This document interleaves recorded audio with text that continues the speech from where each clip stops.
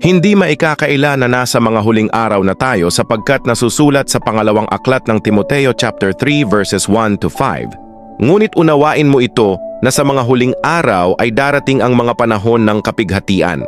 Sapagkat ang mga tao'y magiging maibigin sa kanilang sarili, maibigin sa salapi, mayayabang, mga mapagmalaki, mapanlait, suwail sa mga magulang, mga walang utang na loob, walang kabanalan, walang katutubong pag-ibig, mga walang habag, mga mapanirang puri, mga walang pagpipigil sa sarili, mababangis, mga hindi maibigin sa mabuti, mga taksil, matitigas ang ulo, mga palalo, mga maibigin sa kalayawan, sa halip na mga maibigin sa Diyos, na may anyo ng kabanalan, ngunit tinatanggihan ang kapangyarihan nito.